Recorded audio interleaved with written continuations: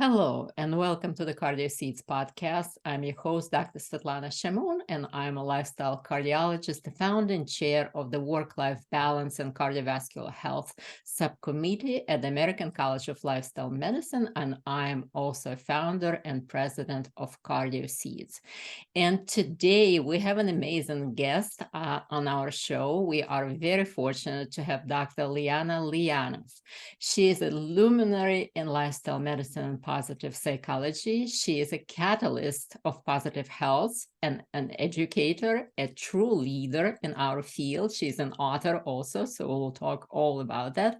Dr. Liana Lianov serves in leading roles at the American College of Lifestyle Medicine, American Board of Lifestyle Medicine, and American College of Preventive Medicine. So she led the development of lifestyle medicine physician core competencies and served as lead faculty at the American College of Lifestyle Medicine Physician Health Professional Wellbeing course.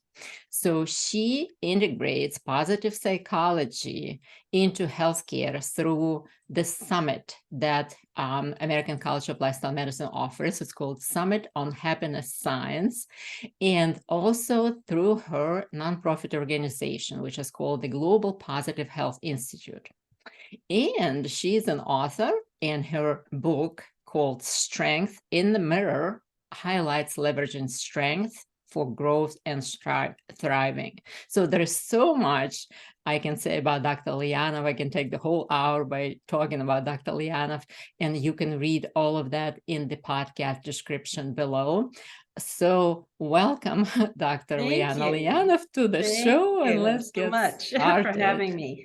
Sure. So, Dr. Liana, with your diverse expertise and pioneering work in both positive psychology and lifestyle medicine, what is actually positive psychology? Because I understand that not everybody even understands the term. People know what psychology is, right? But what is positive psychology, and what inspired you to pursue this pathway? And how do you envision those two fields, evolve in the next 5 years or so? Wonderful question. Yes, so most people are familiar with psychology, and psychology as well as with psychiatry. They use psychotherapy, psychiatrists use medications, and they are helping individuals with psychological problems and mental illness get back to their baseline, their quote unquote normal self. So they're in essence working on getting rid of illness, getting rid of disease and negative conditions. Mm-hmm. And the founder and considered the father of positive psychology, when he was president of the American Psychological Association, I think back in the 80s, said, well, we can do so much more than that. We can actually use psychology to help people go beyond baseline, become their best selves. And through various activities and mindsets, we can truly, they use the word flourish. In fact, he has a book called Flourish. And that really has excited me very much, taking people to become their best selves, because it's something I was naturally interested in. I was reading these kinds of books for years, well before it was called even maybe, or I knew the term positive psychology. And then simultaneously, I've been developing my career in preventive medicine and in lifestyle medicine, and so much of what we do is really based on helping ourselves and our patients change our behaviors, which is just such a challenge for all of us. We're busy, we have other issues going on, and how do we do that? And so there's a wonderful science, of course, around health coaching and health behavior change. And I'd been writing and reading about that. But one day I went to the World Congress of the International Positive Psychology Association. Mm-hmm. And one of the leading researchers and well-published names in positive psychology was Dr. Barbara Fredrickson. She was the outgoing president of the organization at the time. And so she was giving her outgoing plenary speech. And everything she was talking about was really marrying the concepts of positive psychology with healthy lifestyles, with lifestyle change. And that really excited me because I knew this was so important to all of us in our field. We were struggling, and this is an addition solution, an additional way to help us. And what was particularly exciting is that in addition to having action plans and interviewing and a lot of the things that probably many of our audience are familiar with, is that positive emotions open our minds to solutions. And Barbara Fredrickson calls that the broaden and build theory. And then we can come up with solutions for ourselves. And not only that, positive emotions, when you do something and it feels good, you want to do it again and again. It's not a forced, I should do it. It's like you naturally do it again and again. So all of this really excited me. And so I can see how the future of lifestyle medicine and the future of positive psychology really need to work together. And that's what we're working on at the Global Positive Health Institute, is to bring these fields together and have it become ultimately, probably not in 5 years as your question, but ultimately really become standard of care. So it's part of all of health.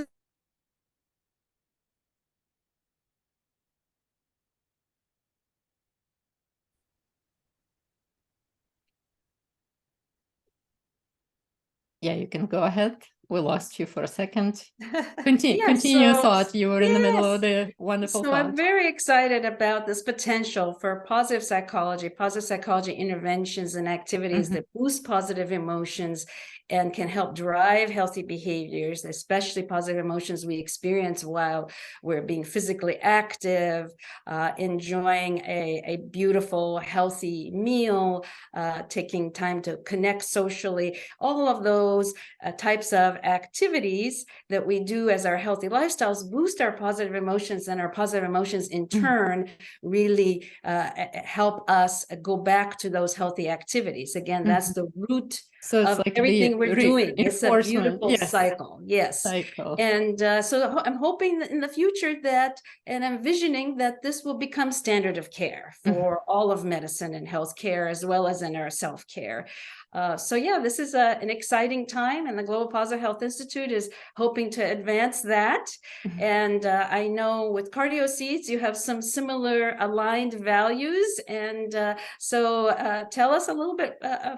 That's right. You know, this is amazing because I have learned from you and from people like you so much, but you know, I never actually imagined myself to be a business owner or, you know, running this podcast. For 18 years, I essentially work in cardiology as a regular cardiologist until maybe a couple of years ago when I really had this rude awakening. You know, that started happening during the COVID pandemic, when I saw COVID essentially decimate both patient community and the healthcare community, right? And I said, you know, with almost 85% of all chronic diseases being potentially preventable with healthy lifestyle choices, I was already board certified in lifestyle medicine by then. And I said, you know, this deaths and mortality and morbidity during the COVID pandemic, and this horrible burnout that all came to the surface, you know, all of a sudden we started talking about it. Maybe not, I'm not saying none of this would happen, but, you know, a lot of this could be prevented potentially. So I made a huge jump I left my cushy job, Liana, and I started this Cardio Seeds with 3 goals in mind, actually. Educate the public, members of public and healthcare professionals about the virtues of lifestyle medicine, right? Including families with kids. So number 2, to advocate for the healthcare reform and for our providers to make sure that we make everything possible to eliminate those issues of burnout in the future and prevent those from happening during the next pandemic that will happen, right? It's just a matter of time when it happens. And number 3, actually to offer lifestyle intervention, your behavioral coaching. And we also, you know, invite element of creativity. So I created this program, I call it Reclaim by CardioSeeds. And Reclaim is like with the idea of reclaiming the best health, one's best health and purpose in life. But Reclaim is actually an acronym. It stands for recognize, evaluate, chart the course, love yourself and love your environment and the family and friends. Then act, A for act, I for inspire, and M for maintenance and mentorship of other people. So yeah, this is what I've been doing, and I'm very happy. As you said, once you start on this path, it becomes self-perpetuating joy. This is what we found, our joy and our purpose in life and at We work. found our joyful professional right. Can you believe? and spot where we can contribute. And Absolutely. we're Absolutely. And and we have now I opened the CardioSeeds podcast. Obviously, I'm with you now, and the YouTube channel. So through those we can get message across to healthcare professionals. So, but what about the Global Positive Health Institute? You are the founder of this organization, right? So can you tell us what this is and how do you envision integrating positive psychology and lifestyle medicine in promoting positive health outcomes? I love that question because it's what I live and breathe and have been for the past few years. I figured that much. So thank you for the opportunity to explain. So as I mentioned earlier, I'm passionate both about lifestyle medicine, helping healthy lifestyles be fully integrated into healthcare and self-care, and at the same time also of these positive psychology types of interventions such as gratitude practice, forgiveness, acts of kindness, meaningful activities, connecting with others, and that those have a reinforcing reciprocal link. And I've been involved in organizations that promote both, but the two don't always connect. Like, for example, our colleagues in preventive medicine, lifestyle medicine, cardiology are not familiar with positive psychology. No. And positive psychology colleagues, a lot of them are researchers, or they use it in human resources, human organization settings, workplaces, and they're not as familiar with the healthy lifestyle. So the two really need a better marriage. And you married them. And so I did, exactly, in the sense that I created this or founded this Global Positive Health Institute to pull science together. We do have a fairly robust, although there's so much more research to be done in the positive psychology sphere and in psychology journals, social journals, etc., personality journals. There are quite a number of them, happiness studies. And then we also, of course, have all the wonderful science in lifestyle medicine. But again, we haven't developed the science that pulls those together, particularly to take the wonderful lessons from positive psychology science and then implement them in more standard healthcare, like in lifestyle medicine practice or in a cardiology practice. So I say that right now, what the Global Positive Health Institute is doing is we're putting together research-informed programs, educational programs. So it's informed from research from positive psychology, hopefully to educate and inspire our colleagues to practice little bits or maybe big bits of what they learn, and to perhaps start to collect and engage in translational research so we can start to build the evidence base that these kinds of practices are really relevant and start to help us get even better health outcomes and positive health in, again, traditional healthcare settings, not in psychology settings or mental health settings, that this really is applicable to medical audiences of all kinds or medical groups. And in fact, everybody can benefit from becoming their best self through these approaches. How important. It's amazing. Yeah. And so I had been thinking about this for a long time, and a few years ago, I pulled together some of these ideas without, again, knowing that this was truly lifestyle medicine or positive psychology, in this web-based app that I put together called My Happy Avatar. And it pulls together concepts from positive psychology, like using our character strengths, and of course, having a healthy lifestyle, using our social supports, or other resources that we have that really build us up. For example, meaningful activities, maybe volunteering at a soup kitchen, and that's meaningful to us by helping others. Being kind to others really helps them, and it helps ourselves emotionally and physically.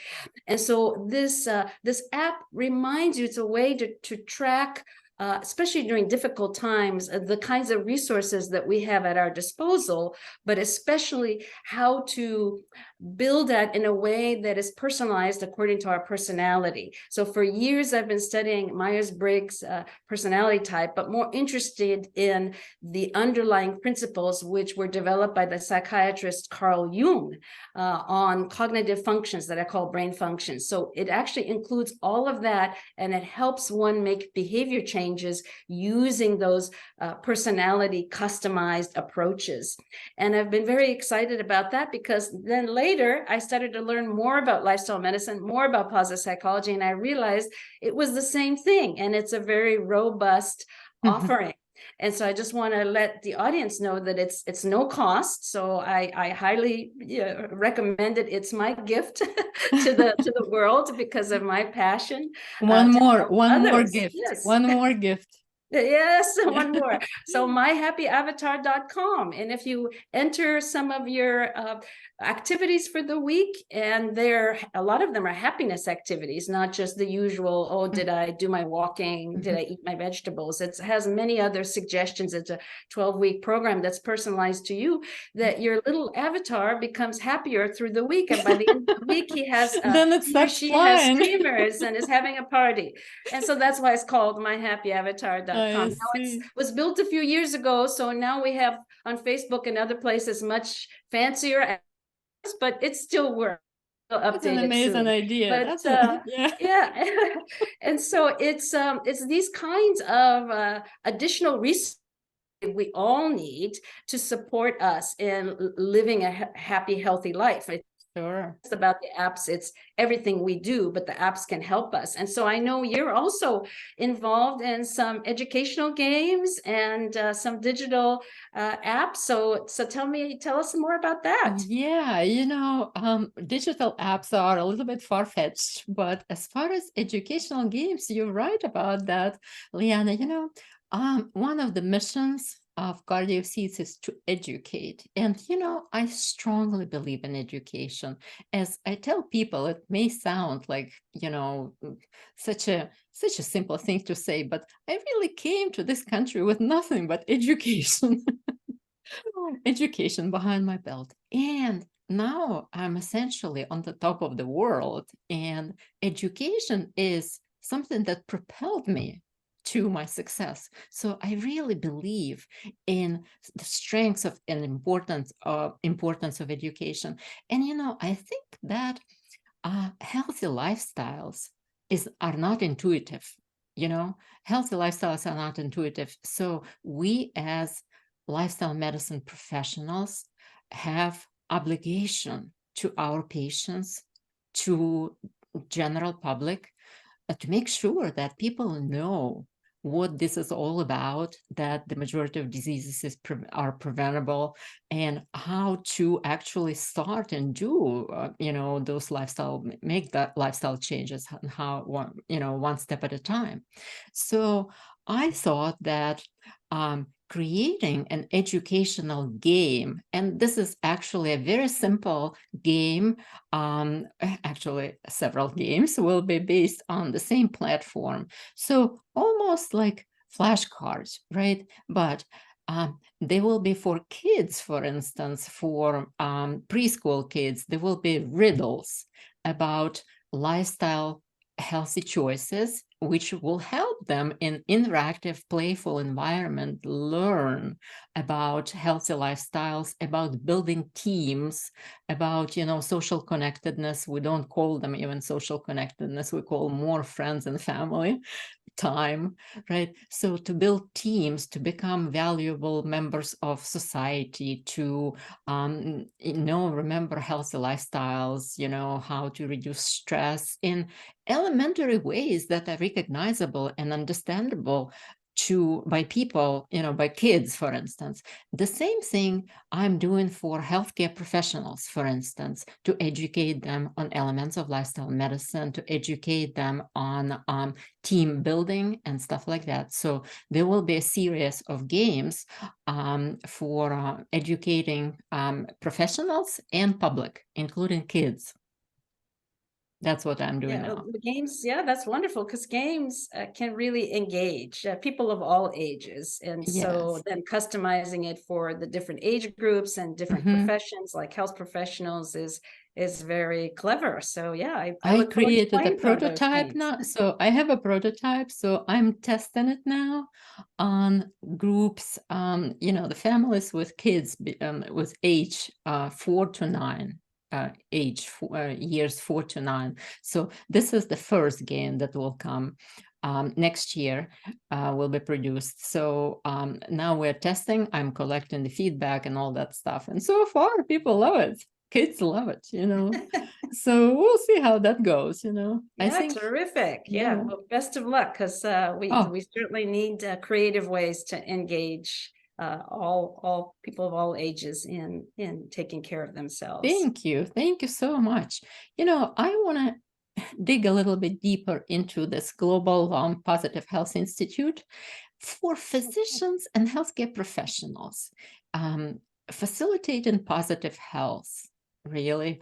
Nowadays, the burnout numbers are a little bit lower than a year ago, but they are still high there. They're very high. And nurses, everyone is leaving the profession, 1 in 5 to 1 in 3 will leave the profession statistically within the next 3 to 5 years. So we don't want this to happen. So how can you, what clinical tools and what training by the Global Positive Health Institute can you highlight, for healthcare professionals to facilitate positive health?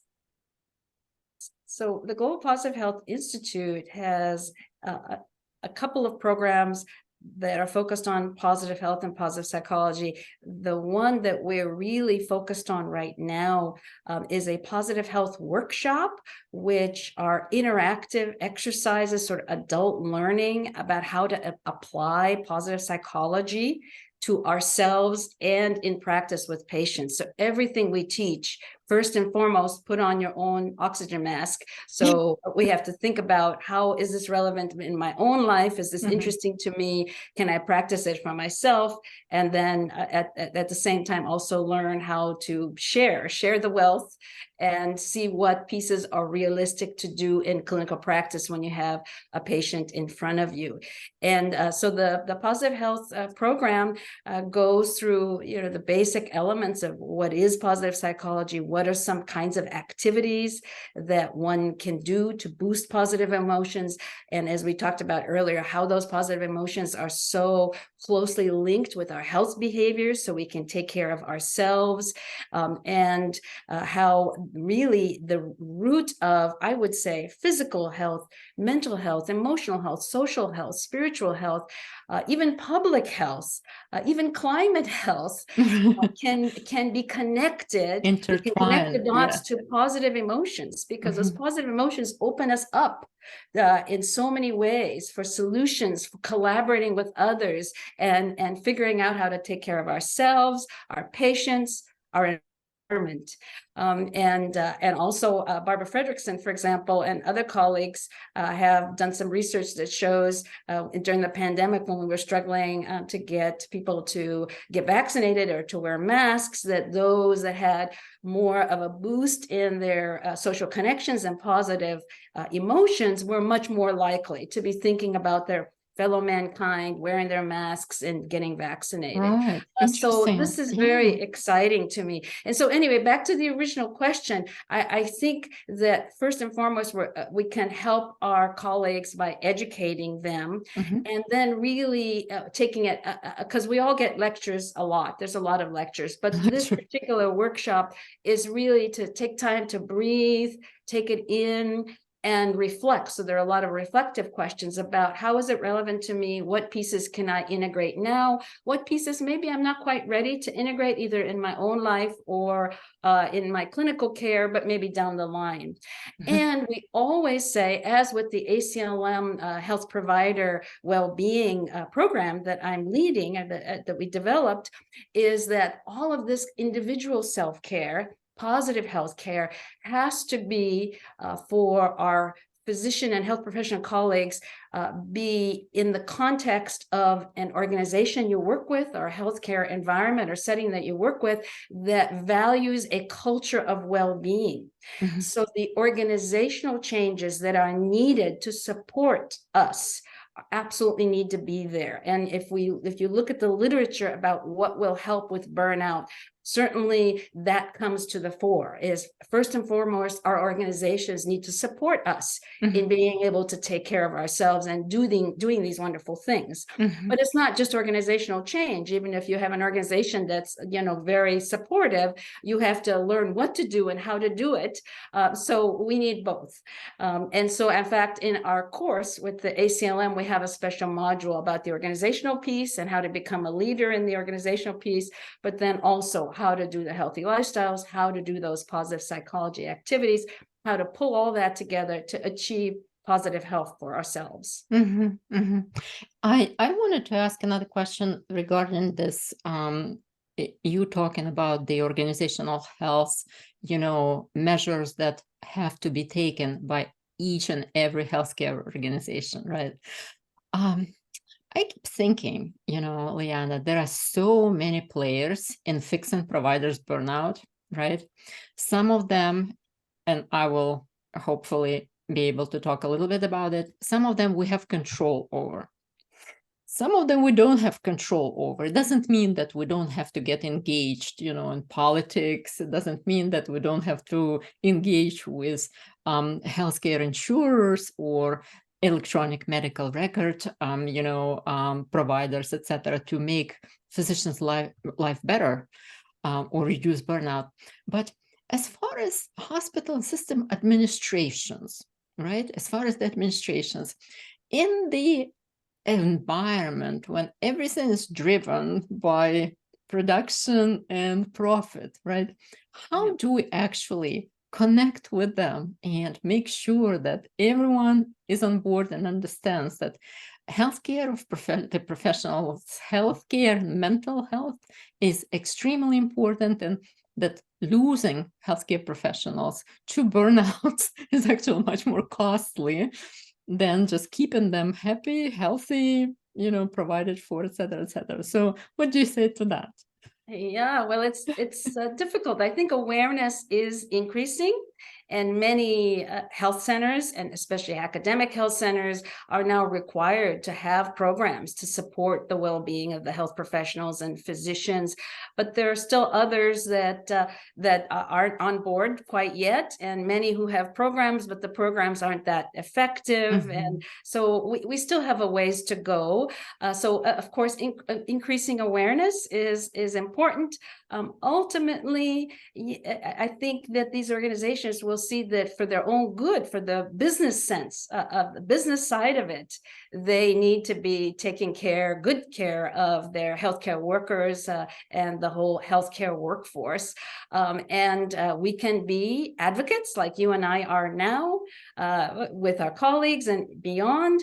And then in the meantime, because change is not fast, and we like you said, we don't want to lose people where they're quitting health and medicine too soon, Mhm. before all these changes come into effect, is a little bit of self-care. And it might be in tiny ways, right? Because people push back. I don't have time. I don't get enough sleep, Exactly. all of that. Right. I Mhm. totally get it. So it's Yeah. just picking and choosing even a few things. Even I talked to, as an example, when I talk about this in the Strengths in the Mirror book, one of the colleagues who was really burnt out and physically, mentally, but in some of the roles that she played, she still had to keep going, or felt at the had to keep going, and she would find some reprieve. There would be all this madness out in the hallway, in the clinic, etc. And when she'd go into an examining room with a patient and close the door where it's quiet, take a minute, take a breath,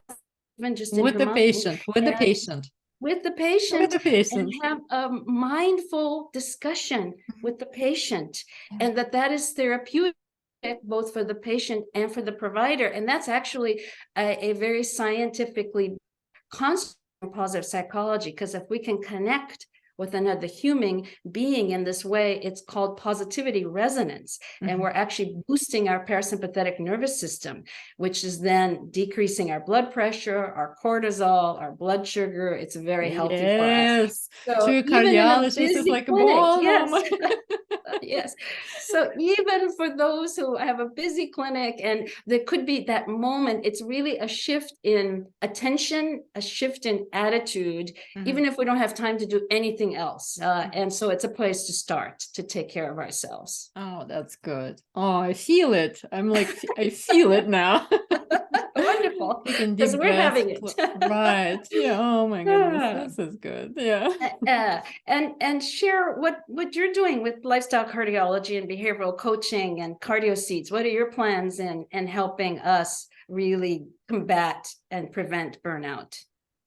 Liana, it's like a global question that has like 55,000 answers, but I really see my role at the American College of Lifestyle Medicine as a connect between mainstream cardiology and cardiovascular disease and lifestyle medicine interventions, because as a cardiologist and the person who also is interested in burnout, not only provider burnout, but in general, and the relationship of burnout and stress to cardiovascular disease, and the reverse relationship of, mending stress and preventing perhaps cardiovascular disease, including, reducing primary and secondary outcomes. So there is a lot of publications that, connect stress and burnout with cardiovascular disease as a huge risk factor, actually,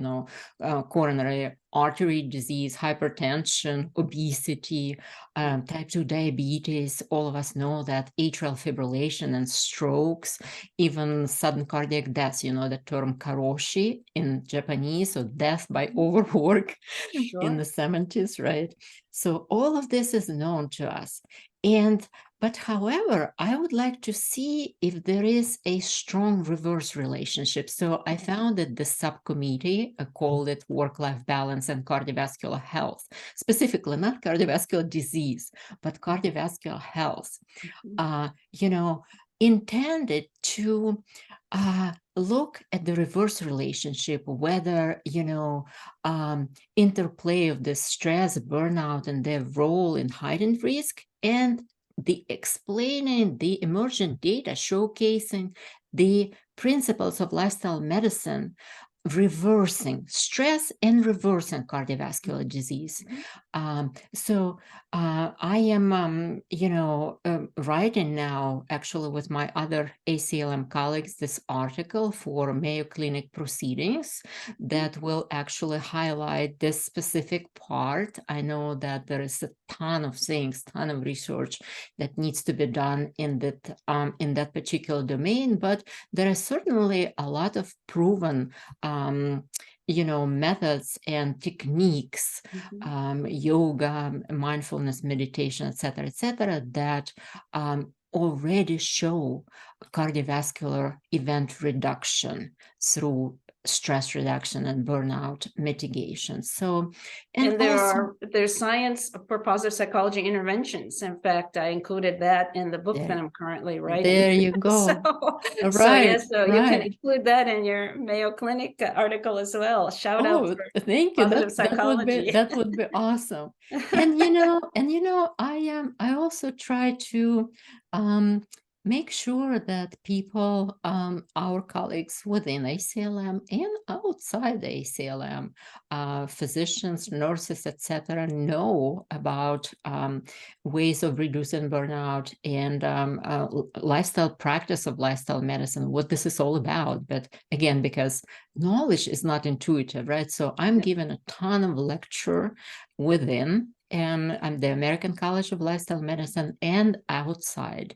And, again, talking about all of those players in burnout mitigation, I say, take control of that part of your life immediately that you can control, right? Yeah, and exactly. worry about everything else later. So worry about everything else later. So, lower the drain of your energy, increase, your ability to recharge, et cetera. So I give lectures on those kind of things. And, I think that in order to change workplaces, as you said, it will be important that physicians and other healthcare professionals, they understand that they have to participate in voicing their opinion. They have to help their administrators or stakeholders, to incorporate lifestyle medicine in their practices and in general, the value-based care in the future, and destigmatize mental health. Yeah. So that's important. It should come from us. It should come from people who know the details of this, and change in immediate work environment and mindset of a person is extremely important. So, and of course, in the long term, they have to start participating in more interactions with their, other healthcare professionals within the system, educate them, create kind of the group of people who are like-minded and who can push changes within the system and help the administration to implement those changes. What we're dealing with. Right, exactly. So can you elaborate on the role of the summit, the Lifestyle Medicine, American College of Lifestyle Medicine Summit on the happiness science in healthcare, and its significance, in advancing the field of positive health and lifestyle medicine? Yeah, thank you for that question. So we held, we meaning the American College of Lifestyle Medicine was kind enough to sponsor this summit in 2018. And it's the summit on happiness science and healthcare, also with the collaboration of Dell Medical School, a fairly new medical school, and they offered up this beautiful facility. Nice. And it was wonderful. And we brought together, it was more of a think tank, and we brought together healthcare innovators, lifestyle medicine leaders, positive psychology leaders, to come together and share and think about how do we pull all of this together. And that was early days, a number of years ago. And since that time, we've published a couple of papers. ACLM co-sponsored the mini textbook, which is Roots of Positive Change, which is optimizing healthcare with positive psychology. And then I've developed the Global Positive Health Institute, and we're collaborating with the ACLM. So the significance of that summit is that I think it was a linchpin. It was a moment when our communities really came together for the first time formally to say, let's do something about it. Let's move this forward. Are you planning to continue with it?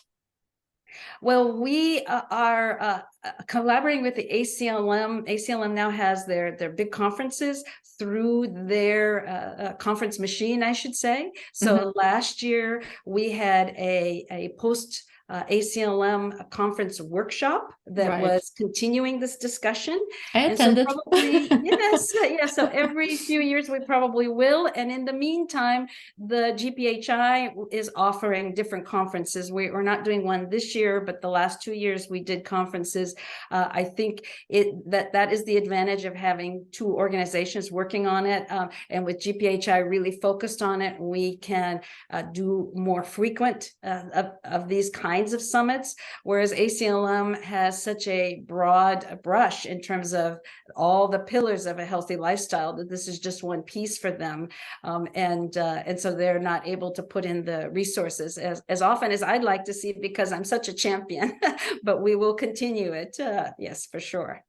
Thinking of what you just said and circling back to lifestyle medicine, how do you see lifestyle medicine becoming a mainstream medicine? Is it even possible? Yeah, some of the visionaries in lifestyle medicine do feel and aim for lifestyle medicine to be part of the mainstream. That is a wonderful goal.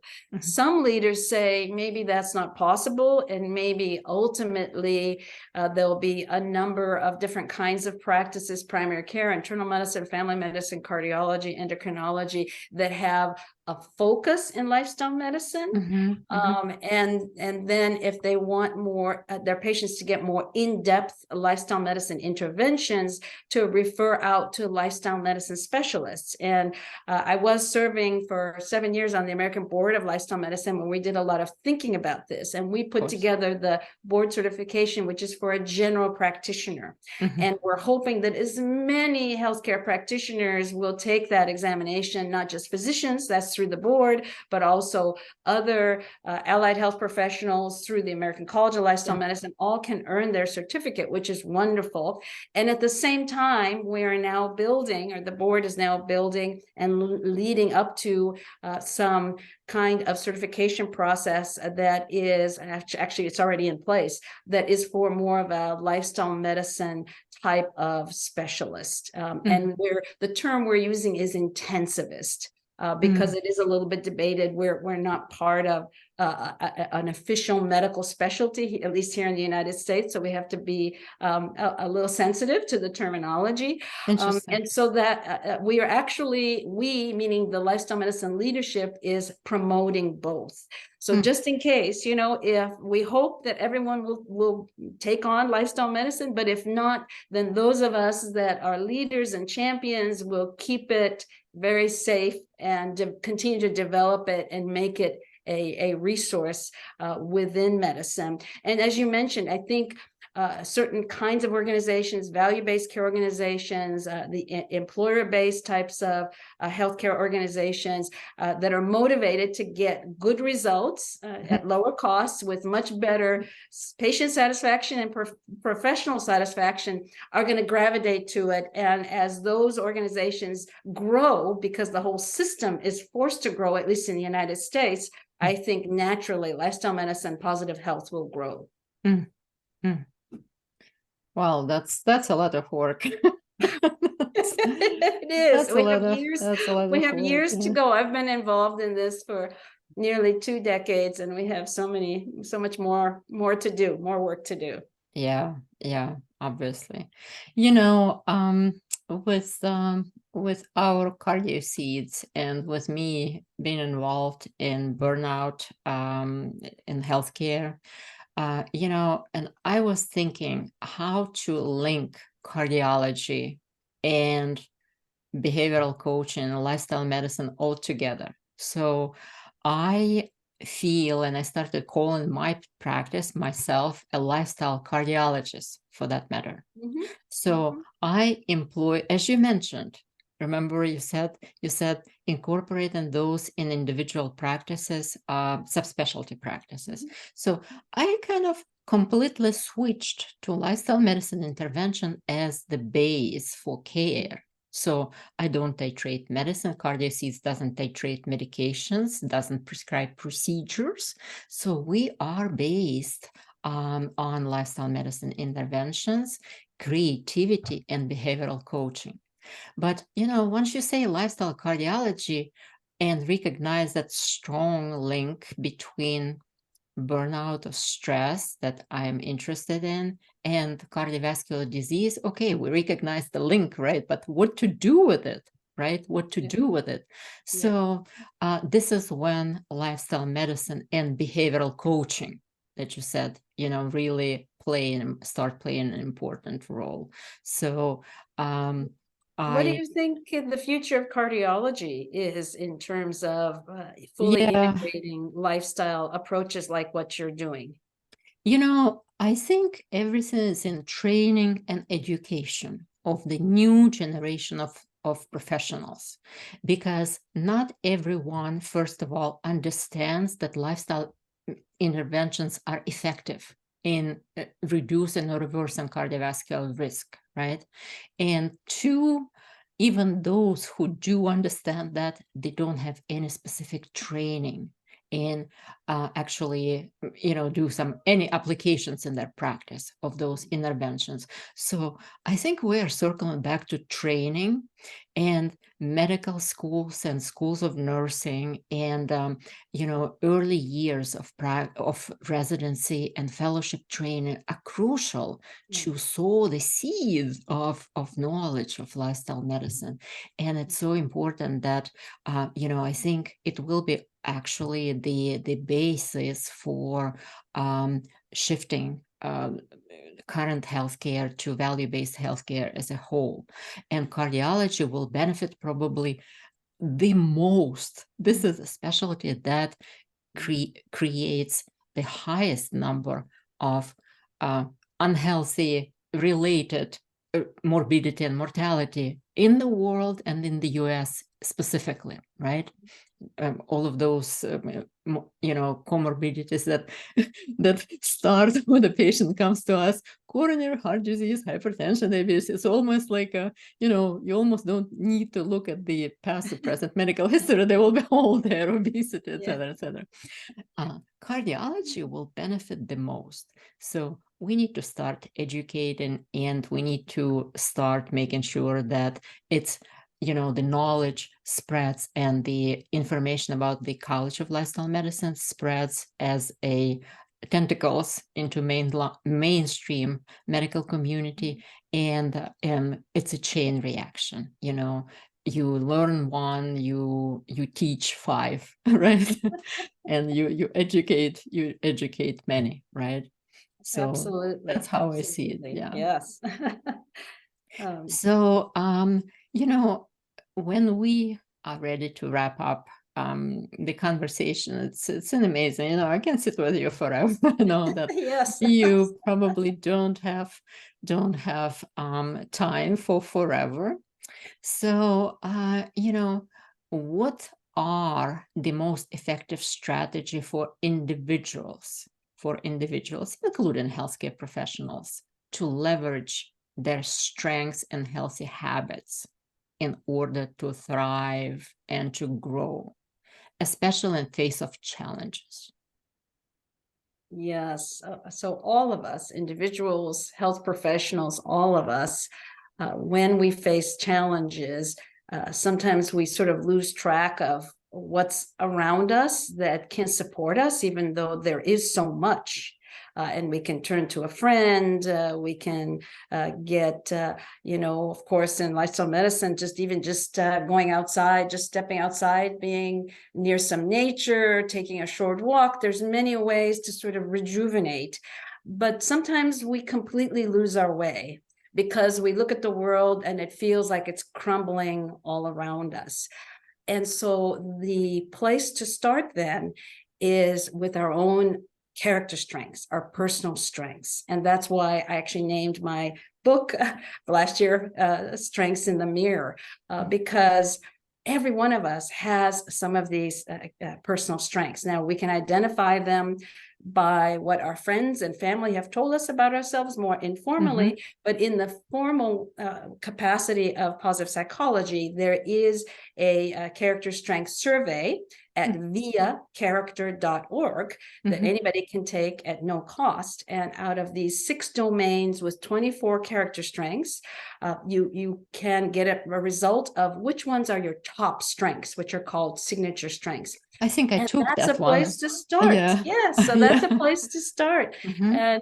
And so to look for credible resources like that, like the viacharacter.org, or even some of the public releases from the American College of Lifestyle Medicine and the Global Positive Health Institute. Even though we're mostly focused on health professionals, there's so much there for the general public to learn from as well. And really leverage those science-based, credible information and resources and apps to move forward. Because I do have to caution our listeners, and many of them know that now we have so much in the way of fake news and people making everything up and saying that they are wellness experts, well-being experts, lifestyle experts. All this terminology is out there. Absolutely. Anybody is saying, do I have the best advice for you? So to sit back and really be very wise in your choices. And so those are some examples of resources that I highly recommend. Yes. Unbelievable. You are a wealth of information. That's clear. And where can our patients and our colleagues find you if they need to find you? Yes. So please contact the Global Positive Health Institute. We have our website, of course, which is positivehealth.world. And we're then on Instagram, Facebook. I'm also on LinkedIn. And so on Instagram, it's Global Positive Health. Also, we have a YouTube channel because we have our own podcast as well that people can follow. And actually, the email, I'm happy to share the email. The public email for our institute is connect@positivehealth.world. And I'm very happy to hear from anyone to continue this dialogue and see how we can all support each other in being our best selves. That's amazing. Well, thank you so much, Dr. Liana Lianov. Your insights have been invaluable. Your work is amazing. We wish you good luck with your new book and with chapters of your book. And, I think our listeners will gain lots and lots of positive information from this and helpful information from your expertise in promoting healthy lifestyles and positive psychology. So thank you so much for being here tonight with us. Thank you for your kind words and for having me. And good luck to you as well with Cardio Seeds. Thank you so much. And thank you for watching the Cardio Seeds podcast. And that's all for tonight. Thank you again and goodbye.